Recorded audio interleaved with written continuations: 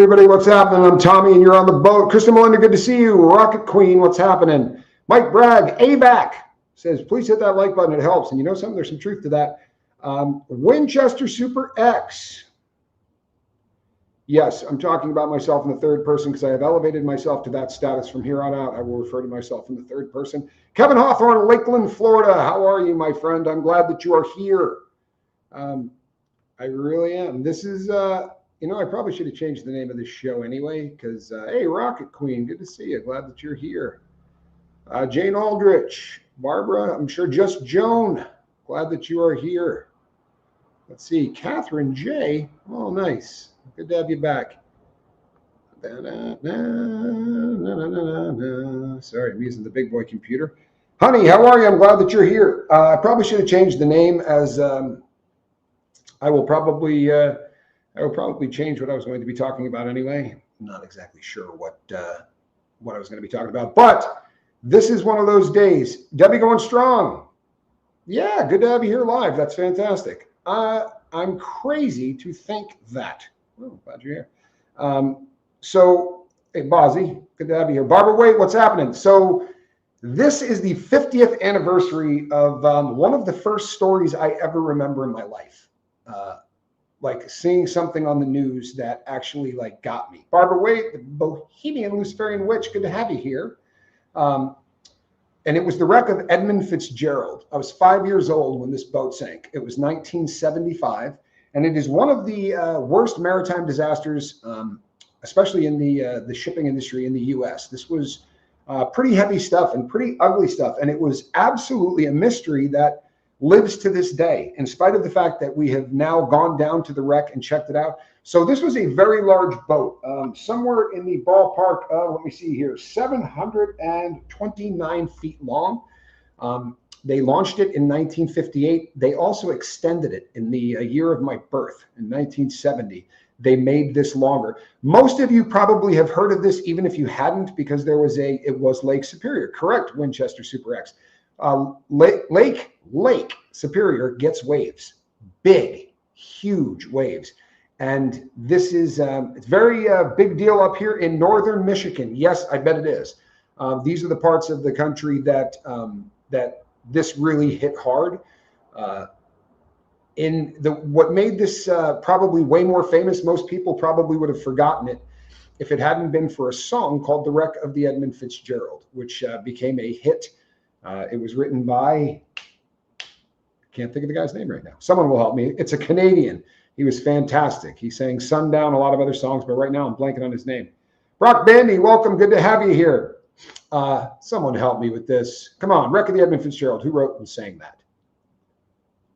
Anyway, it was a hit, and the lyrics are fantastic. Rogue Wave took it down, says Mike Bragg. Gordon Lightfoot, thank you. I appreciate that. It was a Gordon Lightfoot song. It was a hit for Gordon Lightfoot.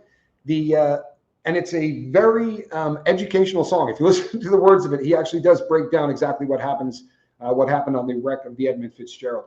There were 29 souls aboard that boat. They all went down. Lake Superior is very interesting. One of the lyrics in the song says, the lake, it is said, never gives up her dead when the skies of November turn gloomy. The water is so cold and there's no salt in it. So you don't get the kind of, and this is just not fun to talk about. No one says, love that song. Love it too. Absolutely love that song. But bodies don't bloat, right? The things that make human beings float is that we develop gas inside of us that lifts us to the surface. There is absolutely, there was a story about it on NPR today on my way to work, Missouri. Yeah, this is, it's the 50th anniversary. So there's a lot of people talking about it. This is one of those wrecks that is just far more etched into the minds of people that have actually researched it. When you look at the Titanic, and they've obviously, dove to the Titanic, most of us saw the movie. When they go down to the Titanic, what you're looking at is a ship that is eating itself alive very, very quickly from something that is called rusticles, right? This is actually organisms that eat iron, and they thrive in salt water. These are also the kind of things that make people come back to the surface. It is so cold and so nasty in Lake Superior that if somebody goes down underneath the water, you're not going to see them again. This went down somewhere in the ballpark of 570 feet of water. So this is really, really deep, right? It's a very deep section of the lake. Keep this in mind because this is hard to wrap your brain around. But they said that there were waves 60 feet high on the lake that day. On the lake, 60 feet high. I don't know if you've ever been in a boat when there were waves, but I've told the story on here many times. My brother and I bought a sailboat. We lived in Texas. We lived on a sailboat, and all of the old men that lived in the marina would sit around and get drunk at night, and we would usually hang out with them and have a few beers, and they would tell stories of their times out there and the 12 to 15 foot waves that they were putting their 36-foot sailboat through. And this is one of those things, kind of like fish stories, right? They're never real. These, guys who ski do the same thing. I hopped off a 130-foot cliff, and then you go up there and look at the cliff, and it's 45 feet or whatever. We tend to tell stories, and hyperbole starts kicking in, and we exaggerate.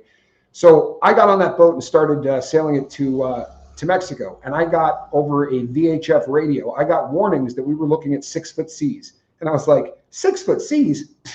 That's nothing, right? The old men were doing 15 feet. A 6-foot sea means that at the bottom of the trough of the wave, right, you could be looking at 12 feet, because as the wave's coming up, you also have it going down. So a 6-foot wave could have 12 feet. So a 60-foot wave could have 90 to 120 foot if you're measuring it from the trough. So if you come down off the top of one of these, it doesn't much matter if your boat is 700 feet long. This is going to be a very, very rugged seas to try to go across.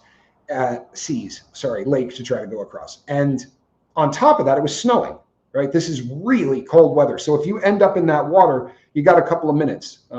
And the only thing that would save that is if you had time to get into one of those suits, or if you were thrown overboard, the suits can probably keep you alive for a longer period of time.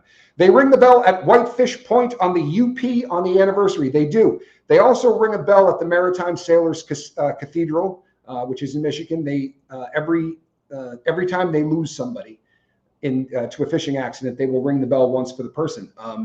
When the Edmund Fitzgerald went down, it was 29 times that bell got rung. They actually went down to the Edmund Fitzgerald and retrieved the bell. It's a very fascinating story too about how all that went down, because the boat that was parked up top, they send people down in submersibles and all of that. The boat actually lost their bell at the same time they were cutting the one off the Edmund Fitzgerald. Wild, but the thing fell into the water. They had to warn the people down there that there was a very heavy piece of metal coming down at them. Fortunately, it didn't hit anybody. But you talk about, the juxtaposition of one going down and one coming up. It was a pretty fascinating thing. They also went down and put a plaque down there on the Edmund Fitzgerald. But when you go down to look at this boat, if you've ever seen any of the images of it, you can read the name on the back of it still. This boat doesn't look like the Titanic. It's not a brown hulking mass. You can still look through the windows and look inside this thing. It's a very, very different thing. Hey, Susie Hughes, I'm glad you're here. David, how are you? Glad you are here. This is really, really a fascinating story, because once there were two boats, there was one behind it, and they were both fighting through really ridiculous water, right? It was a very bad night for both of them, but they were keeping in contact with occasionally on radio, but just looking at each other on radar or sonar rather, because there was no other way to see these people. And the last time that the captain had talked to the Edmund Fitzgerald and said, "How are you doing?" He said, "Well, we're holding our own," right? The captain said, and then it just disappeared off radar. There was no Mayday, Mayday, we're going down. There was none of that stuff. They just instantly disappeared. And the only thing that was found was a couple of, they rang the bell 30 times the year that Gordon Lightfoot died. That is absolutely a fact, Brad. The year that Gordon Lightfoot died, they did ring the bell one extra time for Gordon Lightfoot, which I think is a really cool concept. It's a hell of a song. If you've never heard it, you really should. But all 29 crew were lost. They've never recovered a body. However, the last time they went down, they found one. And again, this is very different than the Titanic, because the bodies don't disintegrate in the same way. I know it's ghoulish, but as cold as that water is, and there aren't the same amount of animals that live at that depth and that cold that will feed on that type of a dish. So they found a guy still in his, the stuff that he wore. Only one was ever found outside the boat. They assume that the other 28 souls are still in the boat, because when a boat is rocking that bad, most people go below decks and they sort of batten down the hatches and hang on for dear life kind of a thing. When they finally went down, right, 28 crew and 1 captain, says Montgomery Angel, correct. McSorley was the name of the captain. When they found the boat, there's about 170 feet between the front half of the boat and the back half of the boat, right? And all of the, I have seen waves like that on film or read about it. I read Edgar Allan Poe's short story, Into the Maelstrom. Some people on a ship heard about a huge whirlpool. Let's go find it.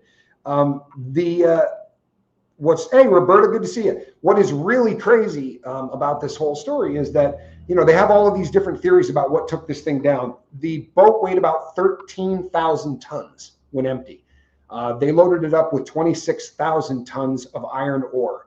That is a really rugged amount of stuff to be carrying in a 700-foot boat with 60-foot seas. So all of the different theories on what brought this thing down, people said aliens. There was conspiracy theories around this when it first happened, because the only thing that they found was some of the lifeboats, which were able to float. Not much else, right? This was about 17 miles from a place called Whitefish Bay.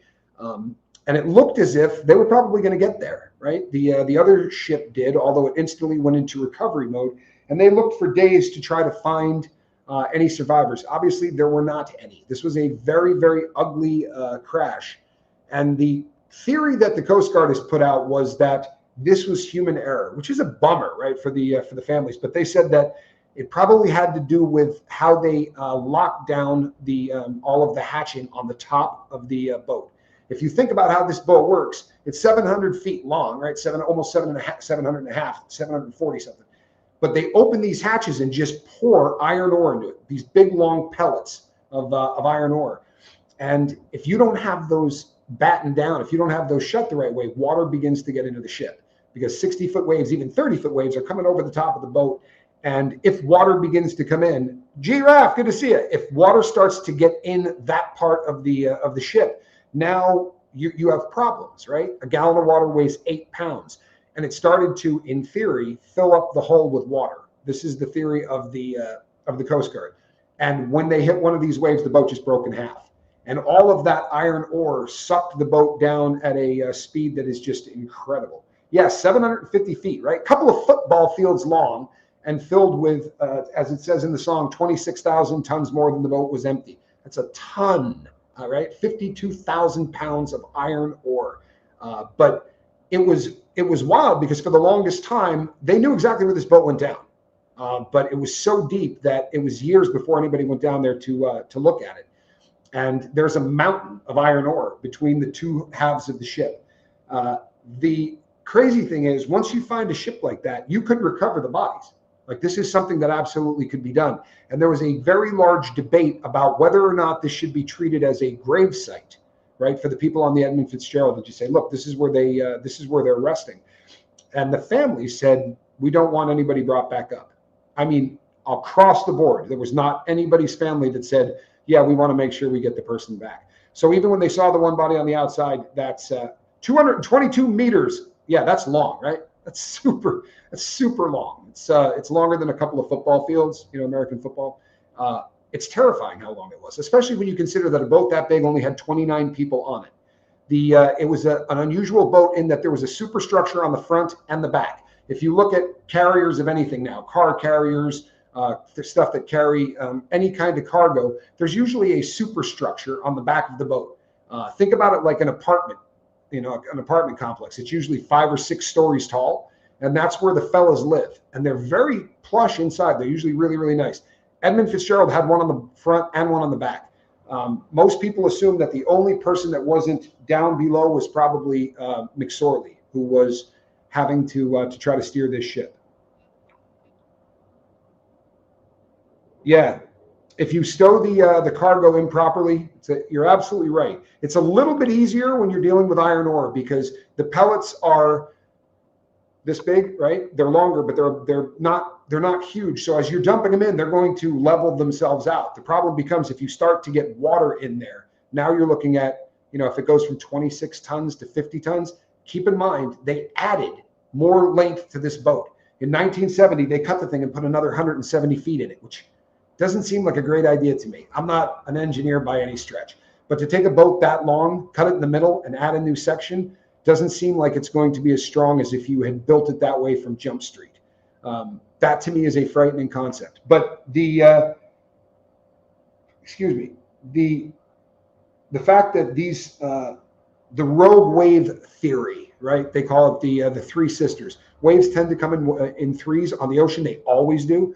But they say a rogue wave came over the top of the ship and probably caused it to dive. One of the things that backs this up is the front of the ship is in really bad shape. The rest of it, the back does not look that way. So, but my argument is, if you put critical thinking to that, the front of the boat is going to sink faster than the back of the boat, kind of because of how it's built, right? It's got a, the bow of the boat, it comes to a point. If you drop something that has a point on it into water and you drop something that is flat, obviously one is going to go down quicker. There is also some theories that it ran aground, that there were shoals out there that they couldn't see. Keep in mind, if you got waves that high, when the waves are not that high, the boat's going to be considerably lower in the water than it normally would be. And there have been arguments for that as well. I think that people in the maritime community in that part of the world don't want this to be put on the sailors of the Edmund Fitzgerald, that there could have been a mistake there. The boat was built in the 50s. Again, it was stretched out in 1970, but 50 years ago, so 1975 is when the thing sunk. They take a beating, right? These boats are really, really tough, but they take a beating. And this was a boat that sort of broke records. It was constantly going back and forth between Canada and the United States. They would pick up iron ore in Wisconsin a lot of the time. And this was considered like the pimpiest gig you could get. If you were on iron boats, if you were transporting iron, you wanted to be on the Edmund Fitzgerald. It was the nicest of all of the boats. And it's one of those stories that just doesn't seem to go away. And it may be because of how well everything is preserved. Can you imagine if when the guy who made the movie Titanic went down there and you read Titanic on the back of it, you'd be like, it takes your breath away when you see the boat on the bottom, because you're expecting to see the Titanic. You're expecting to see rust and things just sort of falling apart. Archie's mom, good to see you. And that's not what you see. In fact, what you see is a boat that is really in kind of amazing shape for how long it's been down there. They had talked about trying to bring it up. None of these things are ever going to happen. This is where what did the boat hit? I don't think the boat hit anything. I think the Coast Guard's probably right. I think that what happened is a rogue wave came over the top of the ship. Yeah, James Cameron would dig it. I think a wave came over the top of the ship, and with all of that they had in there, it snapped, right? They retrieved the bell, replaced with a replica, and put a beer can in the pilot house. The Canadian sense of humor. Well, all of those things absolutely did happen. They retrieved the bell, put another one down there, which they had to weld underwater, which is usually pretty dangerous stuff. David Booley, they don't know how the boat sunk, but we know that the waves were 60 feet tall that day in a lake, right? 60-foot waves. It was snowing. These were just really brutal conditions. And the month of November, if you're somebody that hauls anything on the Great Lakes, the month of November is just, you're rolling the dice. This caused them to make some changes in how they do things on the Great Lakes. This really was an unbelievable tragedy. People fall off boats. There are things that happen, but to lose all 29 people was just incredible. I always wondered if one of those huge waves caused all that iron ore to shift quickly and cause it to snap, says Brock Bandy. Yeah, you know what? Then put on top of this that if you think about how something like that would sit, think about filling the hull of a boat with marbles. There's so much room in there that isn't marble that if you filled the rest of that with water, now you're overloading this ship to something that is just so much worse. The strength of the ship was compromised by the lengthening of the boat. I believe that 100%, right? How could it not be?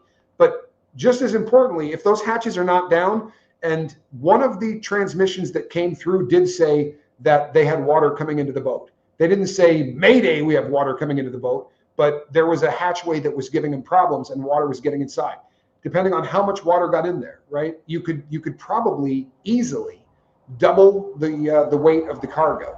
So you go from 26,000 tons to even 35,000 tons. There's a reason it stops at 26,000 tons, right? That's basically double the weight of the boat. That's kind of terrifying. And when you put that much more on it, I think it's pretty logical. Whatever happened, the boat snapped in half, right? That's obvious because they are 170 feet apart from each other, the front end of the boat and the back end of the boat. They snapped. So theoretically, I guess that could have happened on the way down. If you went over the top of a rogue wave that was 60 feet up, you could dive into a trough that's 120, right? So you come straight down. The boat could have just dove and kept going. That's a possibility. It's one of the other things that people believe could have happened. I don't know that that explains how you have a mountain of iron ore between the two halves of the ship. It had to have broken up at some point. When the Titanic went down, if you look at how it hit, and there are models of it, it hit the ground and sort of leveled out and it bent everything up. And there's a smaller section that kind of snapped off. But it is a great story. It really is. It's a sad story. But this has endured for so long, because to this day, with all the technology we have, they can go and check this out and look at it, and they use models and everything else, and they still really can't come up with an answer. But the Coast Guard's opinion is that they took on too much water, and the hull began to take on water at 8-point-something pounds a gallon, right? So that hull could have taken on thousands and thousands of gallons of water. There's a lot of space in there among the iron ore to fill up. If you've never been to the Great Lakes, you have no idea how much like the ocean it is. It's terrifyingly like the ocean. I mean, 60-foot waves on a lake is hard to wrap your brain around, right?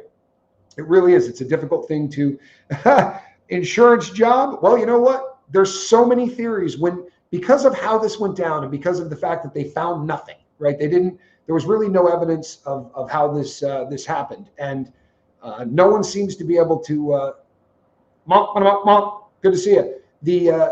This is one of those things that people will speculate about probably till the end of time. I'm sure that 50 years from now, I'm not going to be here, but they'll be talking about the 100-year anniversary of the wreck of the Edmund Fitzgerald. There'll be grandkids that they'll be interviewing.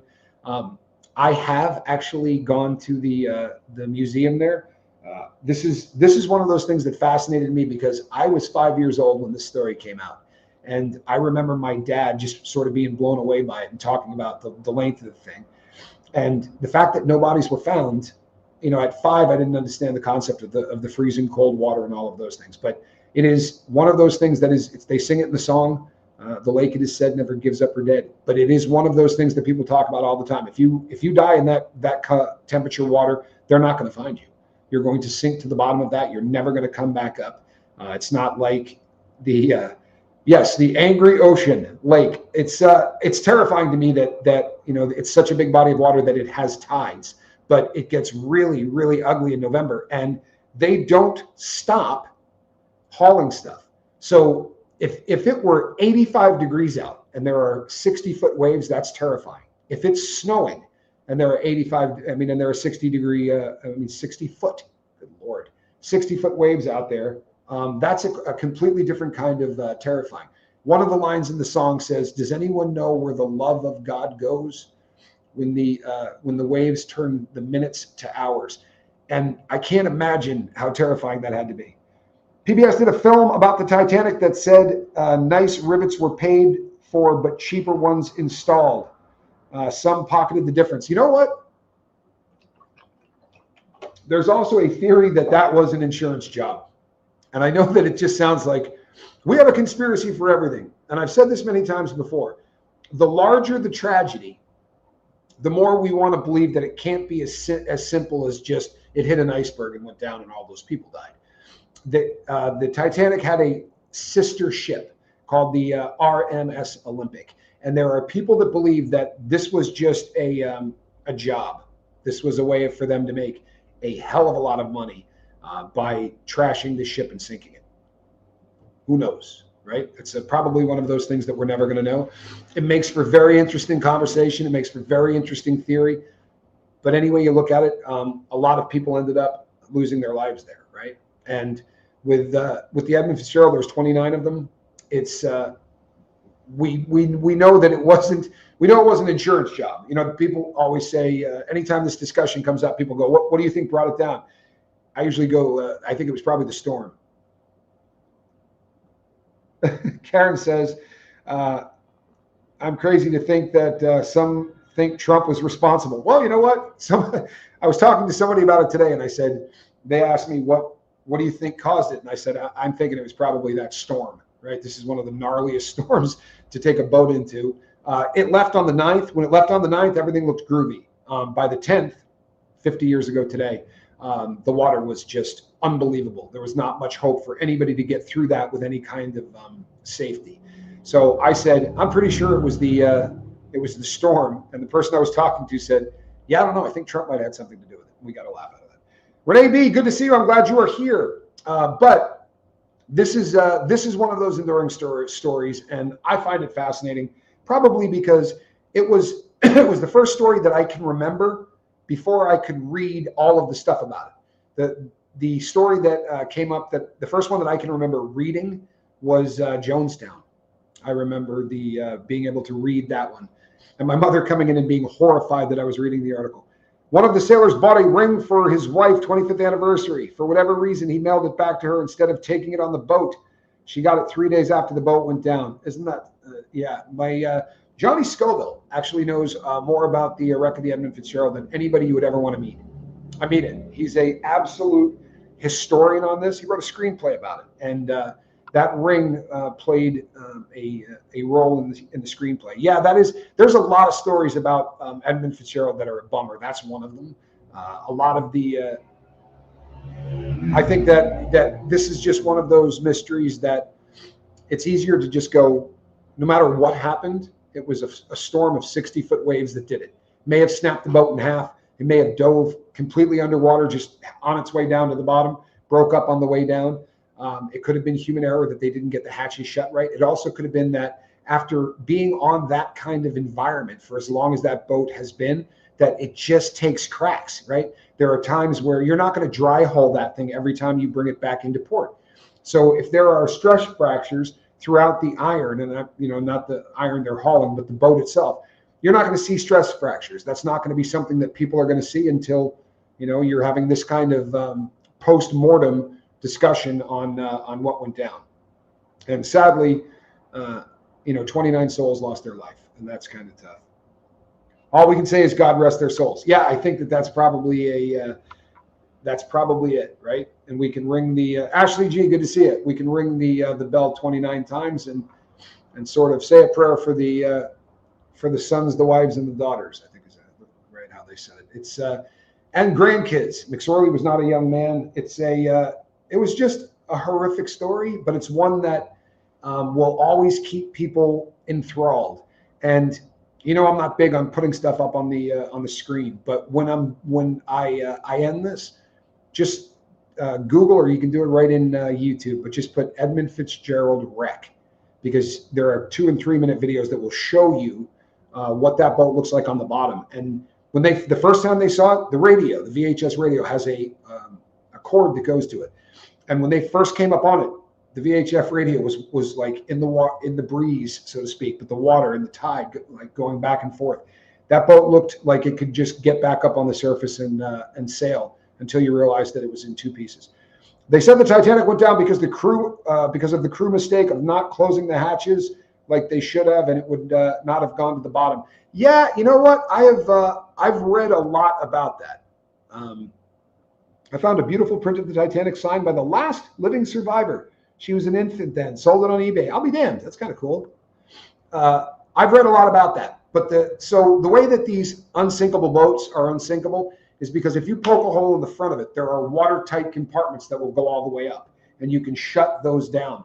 The Titanic was one of those accidents that so many things were done wrong. Obviously, they didn't want to put enough lifeboats on there because they thought it took away from the aesthetics of the boat. That's pretty nasty. I bought a mystery that was set in modern Italy, so I was very sad that it was very forgettable. You think everything is a conspiracy? Yeah, you know something? We like conspiracies. I don't know that makes us anything wrong with us either, especially when something is this, like the trade centers, right? People want to believe that it couldn't have just been as easy as those guys flying a plane into there, right? And I believe that on a lot of the conspiracies, the theories are way off. However, that doesn't mean that it went down the way they told us it did, right? If we learned anything from our government over history, it's that the U.S. government, that they're not going to tell you the truth. We didn't know the truth about Pearl Harbor for a really, really long time. And that's just one of those, one of those things that's, it fuels people to believe some conspiracy theories. However, take this from somebody that spent a decent amount of time in New York. The trade centers never closed, right? We think of the stock exchange in New York, but there are thousands of stock exchanges around the world. And there were people in that building around the clock, 24 hours a day. To go in there and drill holes in the wall and run det cord and do all the things that people say, yeah, there were explosives in there. You're not going to do that in a World Trade Center. You're just not. There's always people in there, and they'd be going, what the hell are all these wires? It would have been a difficult thing. I'm not saying that there wasn't a lot of stuff going on there that was messed up, but I think a lot of the theories that people come out with are almost laughable. Stephen King said something along the lines of, this is what happened, but wouldn't it make a better story this way? That's why we have conspiracies. Yeah, there's something to that, in my opinion. Now, I will say this. There was a ton of stuff that didn't make any sense. I had a ton of people that I knew in the Twin Towers. Unfortunately, I lost a lot of friends in that. At that time, well, that was the hustle I was running at that time. We were doing a lot of selling of stock and things like that, and I knew a lot of people that didn't get out of that building. But the other thing is airplanes. The wings are where they keep the fuel, and what they keep in there is called anhydrous diesel fuel, right? Or jet fuel, right? Jet fuel is diesel fuel without water in it. They remove any of the water out of it. Then they put it into something that is really tight, and they basically make a bomb. So if they go into something and that takes off, that bomb is unbelievable, the power behind it. I still think that Kennedy was a conspiracy. Boy, if Kennedy wasn't a conspiracy, Ashley, and are you talking about RFK or JFK? Because I think both of them were. There's way more evidence that RFK's was a conspiracy. You could literally be, deaf, dumb, and mute and figure out that one was an absolute cover-up. The man got shot in the back, and the guy that shot him was standing in front of him. 77 people said that. 77 people said that. And we have a recording of the guns going off. It sounds like a machine gun. And there were way more bullets than that pistol held. So there was somebody else in there squeezing off rounds. That's a problem. And then the FBI, and more importantly, the LA police destroyed all of the evidence. They got rid of all of the extra bullets. But the assassination in Dallas is harder, because the truth is that there have been people that have replicated the shots from the same height. There was a documentary where people did it in, I believe it was in Australia, where they built a tower same size as the book depository, and they built a little Dealey Plaza set up the same way, same length, same all of it.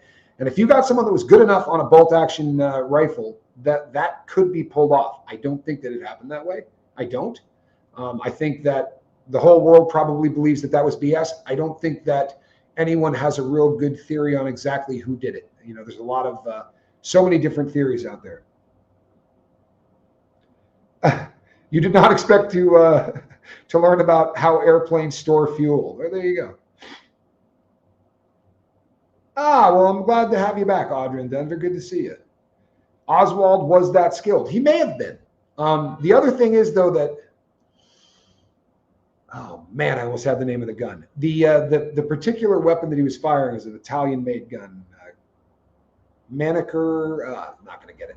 But that gun is not quite as efficient as a lot of bolt-action guns. So it's probably a little, it would have made it a little bit tougher, I think. But, oh, you meant not that skilled. Well, that was kind of my take. I don't think he was a skilled shooter. I think the fact that he got shot in the basement of a jailhouse, yes, it's Mannlicher, Karna, somebody help me with that. Moral of the Fitzgerald story, even God is scared of Mother Nature. The story, I think the moral of the Edmund Fitzgerald is that there are things in nature that no matter how much we think, we've got it figured out. I used to work at a ski area, and I would set avalanches. Like I would set off snow to make it, come off the mountain so that we could at least predict it. And the power of an avalanche is one of the most unbelievable things I ever saw. We would do it two ways. You fire a howitzer, big old shells, and you would fire it in, exploding shells, or you would go up and use like a post hole digger and then set a hand charge. Oh, good. I love it when people watch from work. Gives meaning to everything happens for a reason. Imagine being stuck in traffic the day of, oh yeah, there are so many people. There have been some incredible stories about that. Well, tell me Winchester X. Since I don't have a computer in front of me, can you look up what what he was firing? What kind of gun was he firing?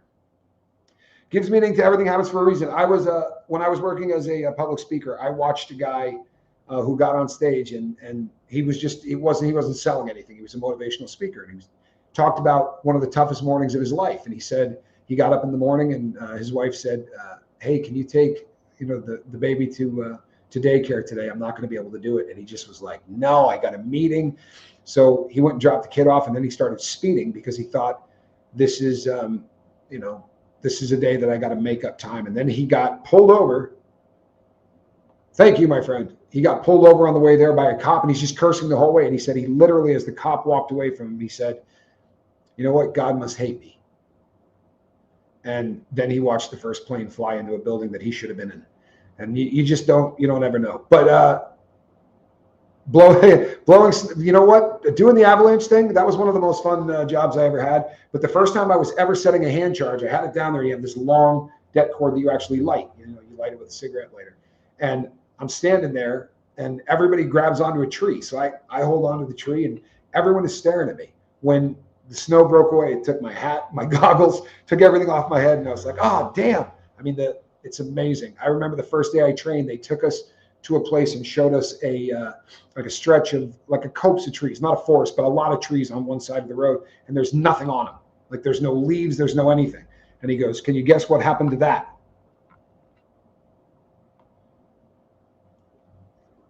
6.5 by 52 millimeter Carcano caliber. It's a pretty weird bullet. It's a pretty weird gun too. Allegedly, I've never held one, but allegedly they're a very difficult bolt action to use. It's not one of the smoother bolts. Allegedly, I've never had one in my hand. And I said to the guy, "Oh man, I lost my hat and goggles." He goes, "Yeah, we knew that was going to happen." So I look at all. There's no foliage at all on these trees, and he goes, "You know what happened?" I go, "Yeah, an avalanche took it off." He said the avalanche was on that side of the road, and it sucked all the foliage off of the other side of the road. A big enough avalanche is one of the most unbelievable things. I went up one day, I was at Snowbird, Utah, and I walked inside the building, the Cliff Lodge, big old concrete. It is bomb proof, right? It's avalanche proof. But I walked into the building and I looked at the friend that I was with. His name was Jeff. And I said, "Hey, did you bring the weed?" And he said, "No, I left it in the car." So I turned around and I opened the door to go back, and the parking lot was gone. It was under 15 feet of snow. And it was that fast. Like, never heard it, nothing. Explosives are fun but scary. Yeah, these are a little different. It wasn't like I was throwing hand grenades or whatever. The howitzer sat on a deal, so you're not really aiming it. You set the azimuth for whatever the height is, but it's locked into place. That was actually a lot of fun. You pull a cord and then the thing goes in and it waits about 5 seconds, and then it explodes and breaks everything loose. But it was a good time. I enjoyed working. It was trail crew and avalanche patrol, and it was a fun job. It was actually a really, really fun job. A lot of hazing in that job, but I had a really good time. So yesterday I did a show and I complained about, I've just been struggling through some stuff, and I still am, but I wanted to come on here today and spend a little bit more time. Tomorrow night, I think I will do the gambling show. This is not the night of the week that I see the most people in my chat, but I did want to thank everybody that's reached out. It's been a lot of really, really kind people recently, and I appreciate it. I really do. I was an artilleryman in my mandatory Army service. We shot a 155 millimeter. Wow.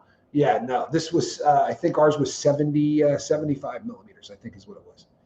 Or 70? Did they make a 70? I think it was either 70 or 75.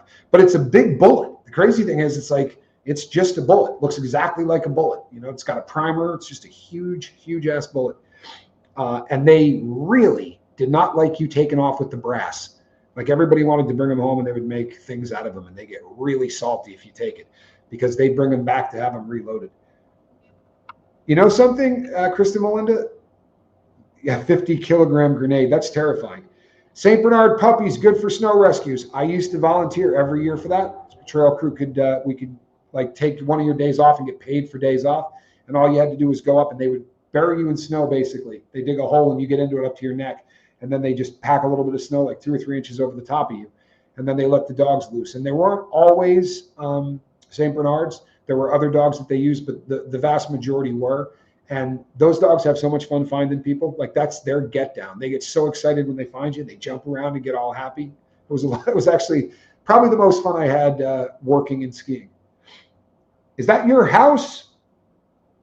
That was a backdrop from a restaurant or bar. No, this is not a backdrop from a restaurant or a bar. This is just the part of our house that you've not seen me film in. We normally film on that side, right, where the balcony is, overlooking the ocean. That's usually the room that we film in.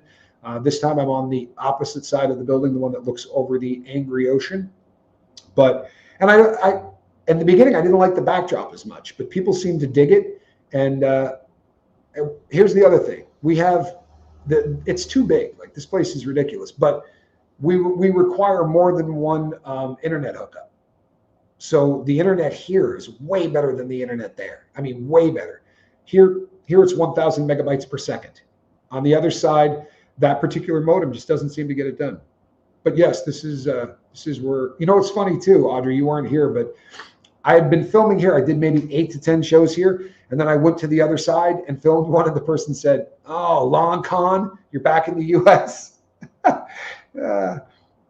Is it expensive to live where you are, Tommy? It is not, Karen. It is not expensive to live here. It's one of the reasons that I moved here. An example, the internet at 1,000 megabytes per second cost me about $38 a month.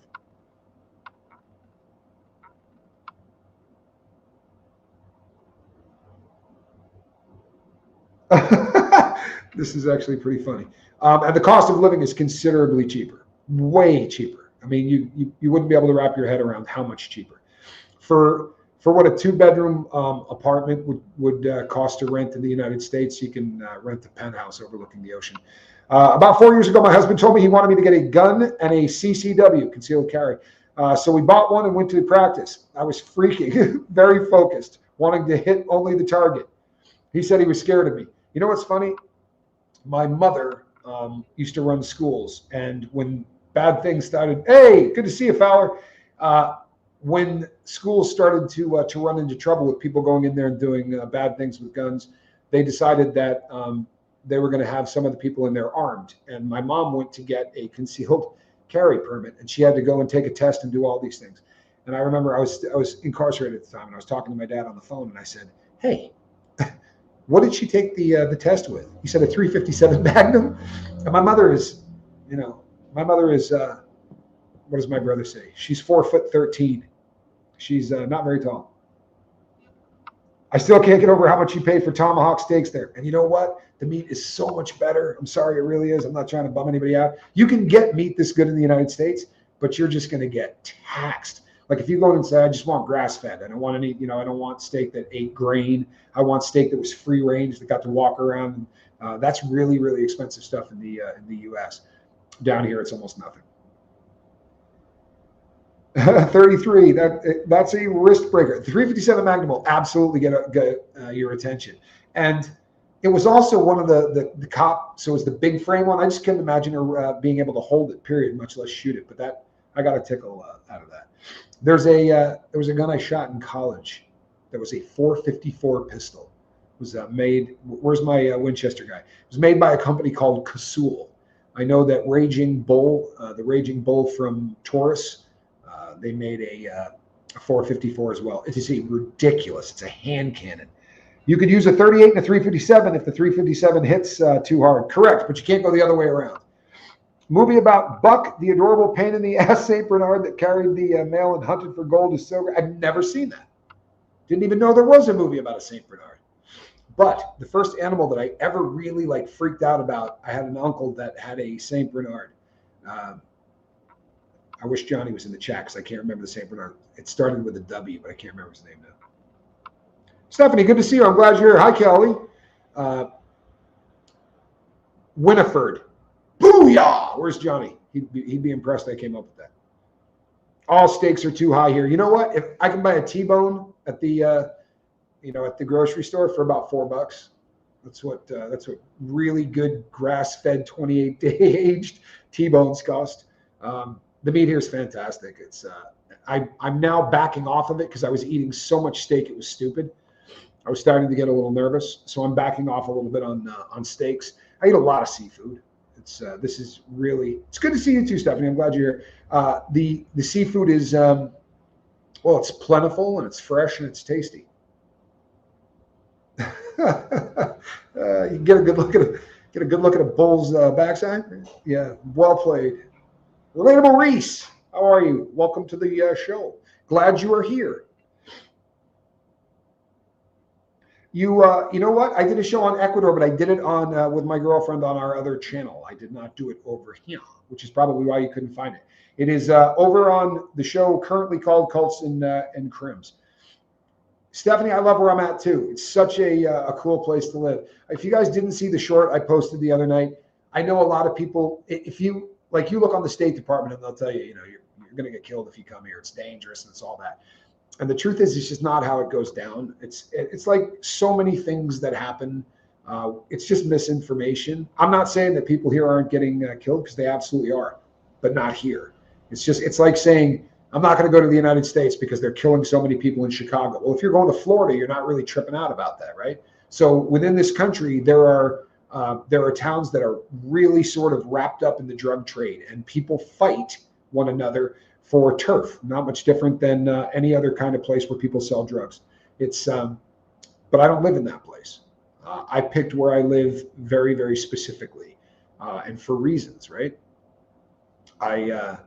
I wanted safety above all else. I really did. So where I live, I'm very close to all of the military.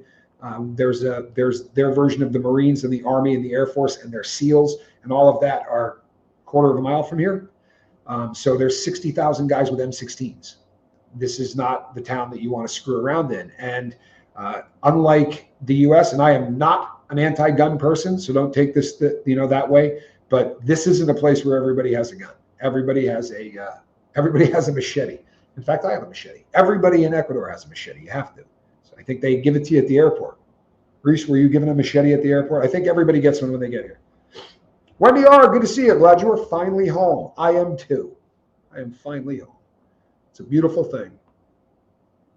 But and when you can get really inexpensive food, it gets way more fun to cook. You can buy really cool stuff and cook with it.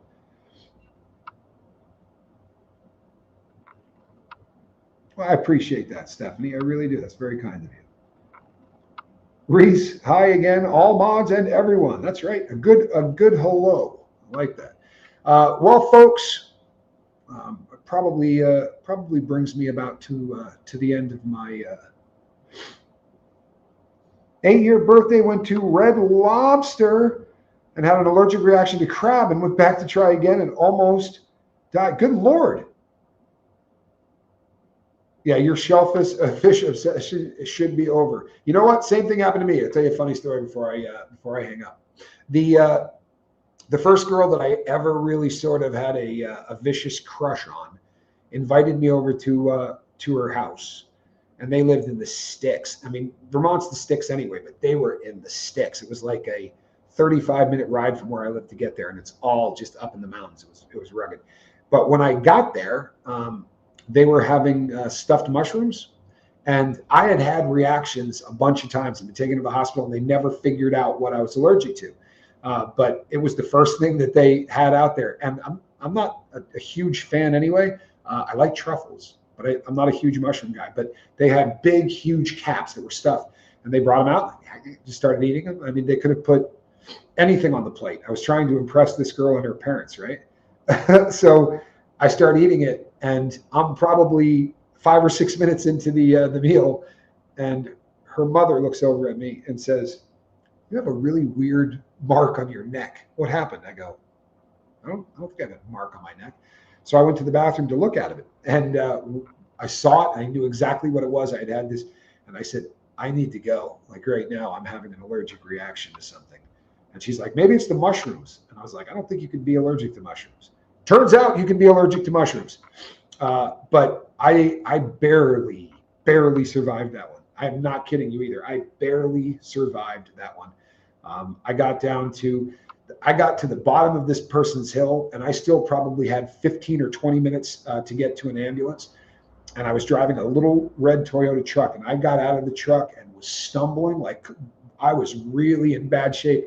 And a person pulled up in a car and got out and said, "What's wrong with you?" I said, I said, "I can't breathe." And they went into their car, came back, and hit me with an EpiPen. And it was over like that.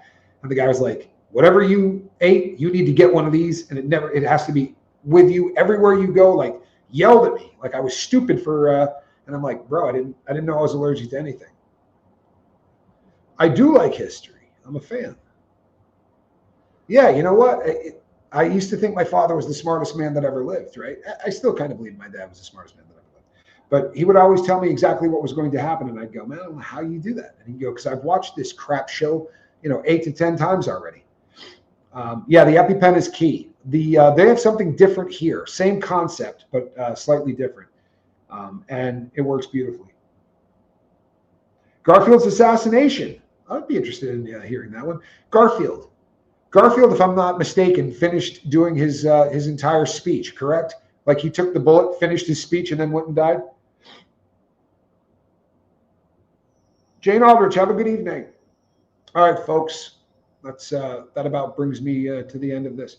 Come back tomorrow. I'm going to be talking about gambling and some other subjects. I'll tease you with it. So it's going to be an addiction show. I'm going to be talking about gambling and how bad it is currently in the U.S. everywhere, but in the U.S. as well. But really, the other one that I find fascinating is to all of my friends in Australia. They have absolutely decriminalized drugs in the capital of Australia, a place called, it looks like Canberra, but they say Canberra. Canberra is in the early phases of the deregulation of drugs, and it's a fairly fascinating conversation. Hold on a second. How is it for disabled young people? 20. I have a daughter who would love to do something every day, a job that she doesn't need paid for. How friendly? Oh, you know what? Yeah, no. This is the friendliest place I've ever been. If it wasn't, I would have left. Honestly, I would have left. I think that's what I was seeking more than anything else. The level of hate, that I was enduring in the United States. And somebody left a comment that it bums them out when they see expats talk about America and badmouth it. I love America. I love Americans, but it particularly for me. I didn't live the best life, and I'm never going to be allowed to forget that. And in the United States, every time somebody decides that they want to, call the Department of Homeland Security and tell them some BS about me, I got to have these guys show up at my house, and I'm not living like that. You know what I mean? Human trafficking. I was being investigated for human trafficking. So I did the FBI background check and all that stuff, and I took off. And this is a place that is just it reminds me of America before it started to get crazy. I really loved living in the town I lived in growing up. It was really small. You could leave your doors open. Nobody was robbing anybody. It was just a very safe kind of place. And it's simply not anymore. And I'm not busting on the country. And the person said, the other thing that really bums them out is that we keep taking American money to live on when we go someplace else. I got news for you. There are YouTubers on every single continent on planet Earth. I'm taking YouTube money. If you think that's American money, that's Daughter of the King. Good to see you. If you consider that American money, I can move to any other place. It's still going to be that money. And I actually spend American money here, so it feels very similar. The money we spend here doesn't have somebody else's face on it. It has dead presidents from the United States, and a lot of $1 coins. We spend $1 coins like no other place. All right, people. I almost pulled off an hour. Feel pretty good about myself. Yeah, it is a scary world, John, especially if you do this for a living. You know what I mean? People, the people that go after me the most were pretty big fans of mine at one point, by their own admission. All right, people, between now and the next time I see you, put a little love in your heart and be kind to one another. I promise you it'll pay off in the long run. See you on the next one. God bless.